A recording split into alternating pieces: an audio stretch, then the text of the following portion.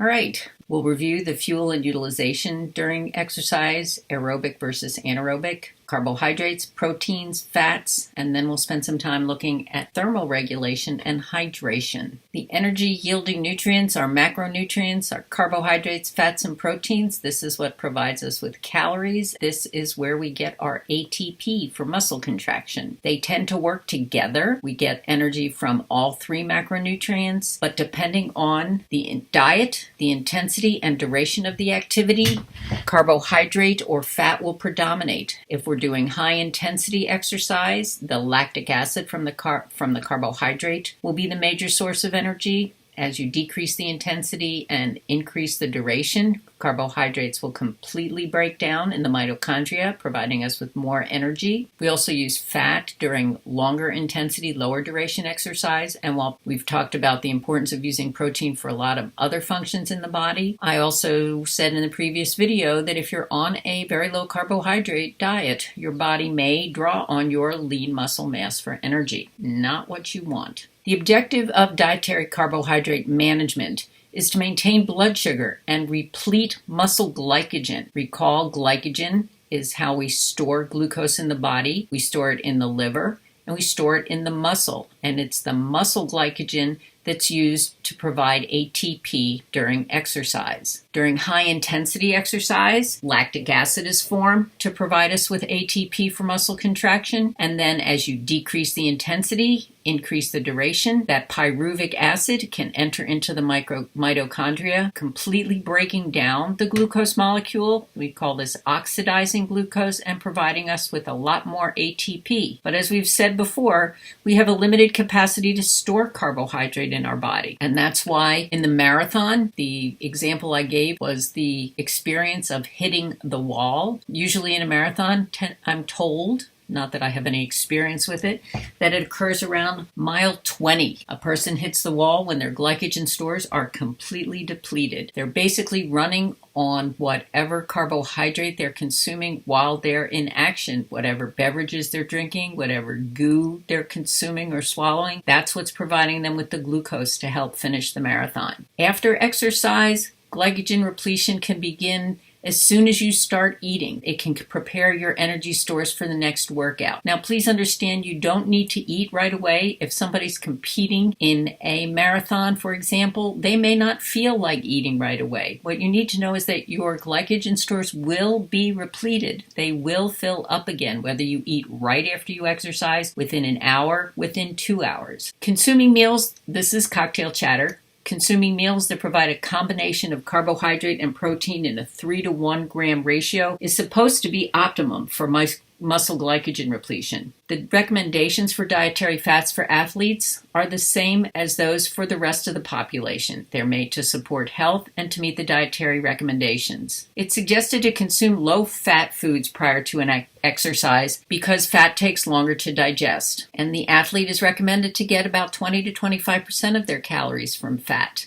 Now, this can vary and recommendations may be changing, but as I talked about in the video on where do those ATPs come from, the ATP, the energy for high intensity, short duration exercise is not, you don't get a lot of that from fat, but it is an important reservoir of energy during prolonged low intensity exercise. If we look on the left, when you begin an exercise or an activity, you primarily are drawing on your carbohydrate stores at 85% in this example. Over time, your carbohydrate stores start to go down. You also, at the beginning, are using a little bit of fat. Notice protein isn't in there. Over time, you begin to draw more on your fat stores because you're beginning to deplete your glycogen stores. Theoretically, in the generic person, as we know, who doesn't exist, it's around 20 minutes that crossover occurs and you start drawing more on your fat stores. It doesn't mean that you have to exercise for at least 20 minutes in order to lose body fat. It means that in that moment, after 20 minutes, your body is using triglyceride for energy. One of the things that occurs as a result of training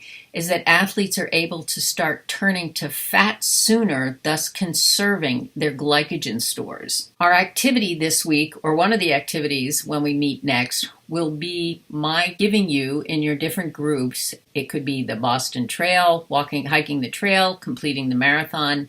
And what I will do is give you in the different groups one of these activities. The first thing you're supposed to do is determine whether the activity is aerobic or anaerobic. And then you're supposed to tell me what kind of fuel is being used for that particular moment in that particular activity and why. Is the person or the people, are they using their ATP creatine phosphate stores? Please go back and look at the video to review that, although I do have it listed at the bottom. Are you drawing on lactic acid? Are you drawing on completely oxidized carbohydrate? Or are you drawing on fat? So that will be part of the activities that we'll do when we meet next class. Fluid and electrolytes are important during exercise as well. If any of you have ever experienced dehydration or electrolyte imbalance, you know what I'm talking about. So we're going to spend a little bit of time talking about fluid balance and thermal or temperature regulation, the importance of water, what happens during dehydration, the electrolytes, hyperthermia, high blood temperature,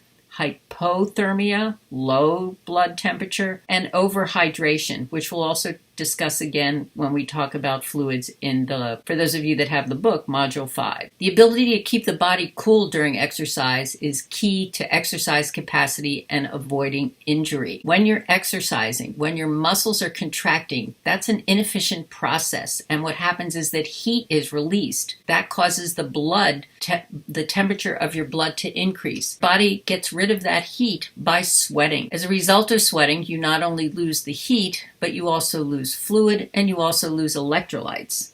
Here we go. A lot of heat is generated in the body due to inefficiencies of energy transfer to make ATP. Sweating creates that evaporative cooling system used during exercise to help keep your core body temperature in a functional range. Remember when we talked about denaturing proteins, that proteins are broken down by the acid in the stomach? Temperature is something that also denatures protein. I believe one of the examples I gave was hard boiling an egg wrong, that the albumin leaks out into the boiling water and changes structure. Okay, so we're not talking about your body temperature getting that high, but if your body temperature does go up really high, if you are not able to get rid of that excess heat, it can result in internal body damage.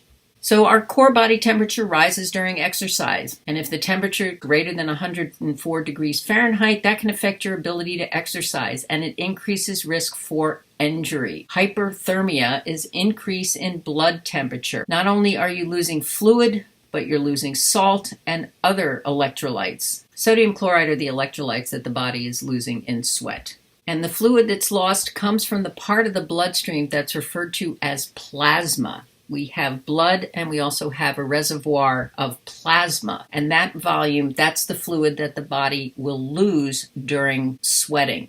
Once plasma volume is depleted, aerobic exercise capacity decreases severely because dehydration may be getting out of control, and the person may be developing heat stroke. Heat stroke is an acute and dangerous reaction to the buildup of temperature in the body, and this requires emergency medical attention. Sometimes it can, if you've been outside in the dry temperature where there's no humidity, you may not be able to tell that your body's sweating because as you sweat, it evaporates really quickly. A person can develop sunstroke. If not treated immediately, it can lead to death. Symptoms include a body temperature of 104 degrees Fahrenheit, hot, dry, red skin, sudden cessation of sweating, deep breathing and fast pulse, blurred vision. It's not a good thing. Have any of you ever experienced heat stroke, or have you ever been dehydrated? What happened? How are you treated? And I'm glad you're still here.